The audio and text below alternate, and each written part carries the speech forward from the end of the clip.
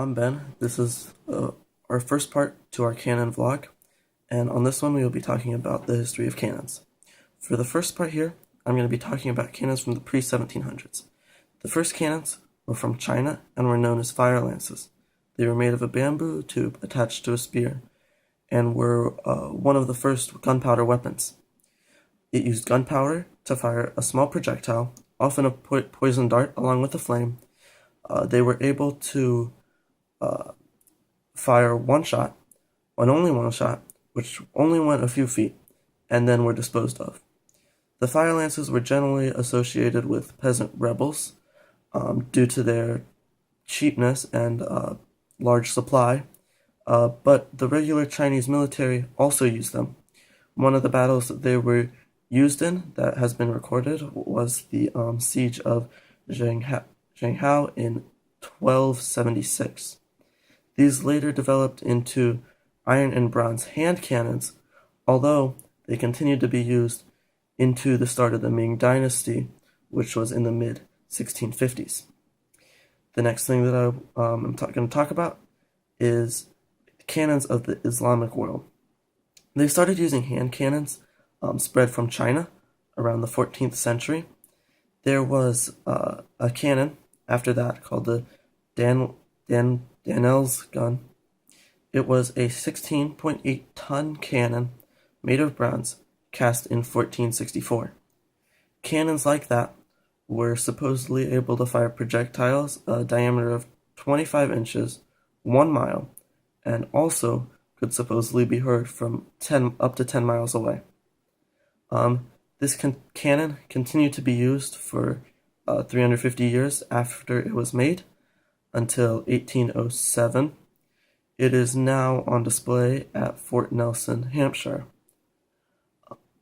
Later, by the 1500s, cannons had spread throughout much of Europe. During this time, there are many developments in cannon technology, including wheeled carriages, which allowed cannons to be used more offensively because they could be a lot more mobile. Trunnions, which is the pivoting part on a cannon, allowing it to be tilted up and down so that it could be aimed vertically to adjust distance. And also, during this time, a better type of gunpowder was developed, which was coarser than the previous type of gunpowder, allowing for air pockets, which allowed for a more even burn of the gunpowder. Now I'm going to go over to Scott to tell us about cannons from the 1800s. Hello, my name is Scott Rust, and today I'll be talking about 1800s cannons. First, we'll talk about the howitzer. Howitzers are short-barreled guns that are optimized to provide expressive shows and a higher trajectory. Lastly, for vertical case shots and canister over a shorter range of the guns.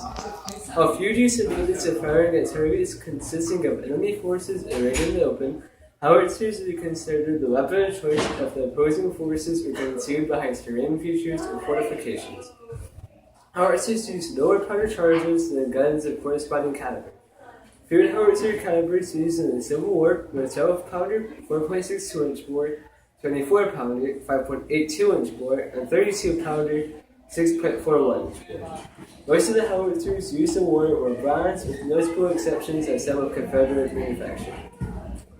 Coupled to the 6-pounder field gun and allocations in the pre-war army, a 12-pounder field projectile payload, the 12-pounder was only cycled out of the main field army inventories as production availability of the 12-pounder deployed in Nerves, and would see action in Confederate armies up to the very end.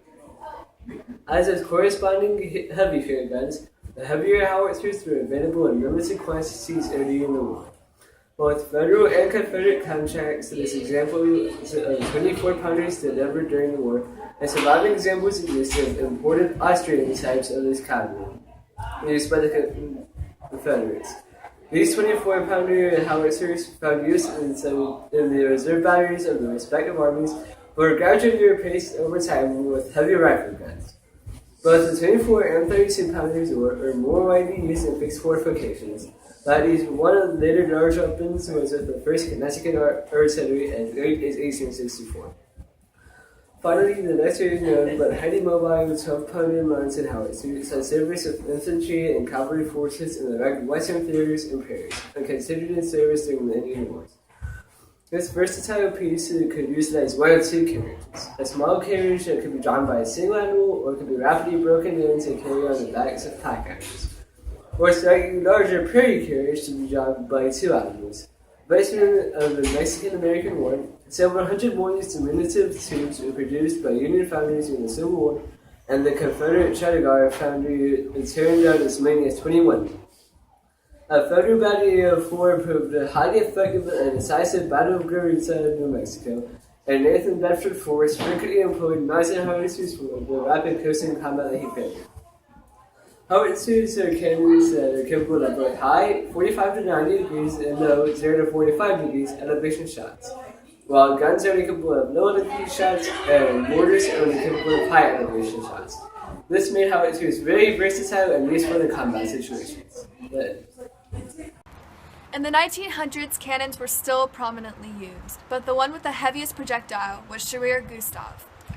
This steel cannon was 155 feet, 1,350 tons, and could throw a 7.1-ton artillery shell just under 40 kilometers. It's known to be the largest gun with a rifle barrel, which stands at approximately 106 feet. At the time it was fired, it was elevated about 48 degrees above the ground, and could fire approximately 14 rounds a day. The caliber was 31 inches, and the height was 38 feet 1 inch, and the weight was 1,350 tons.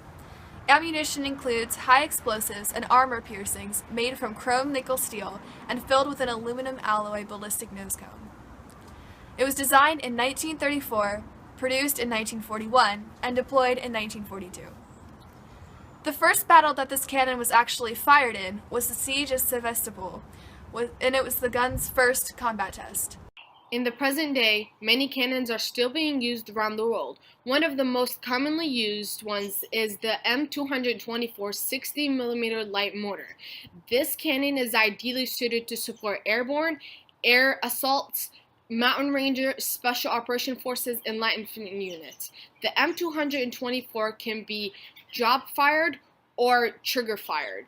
A lightweight auxiliary base plate is used when firing the motor in handheld mode. The weight of this cannon is 46.5 pounds. The length is 40 inches. The maximum effective range is 2.17 miles. The maximum rate of fire is 30 rounds per minute, but the standard is 20 rounds per minute. The ammunition includes high explosive, red phosphorus and white phosphorus, smoke cartridge, illumination, training practice. This cannon has been used in the military in 1978, used by the U.S. It was used in the Iraq War, War of Afghanistan, and the Gulf War. Hi, my phone died, so now we're inside. That's the end of our first vlog. We hope you enjoyed it. To learn more about cannons and the one we're making, stay tuned for our other videos.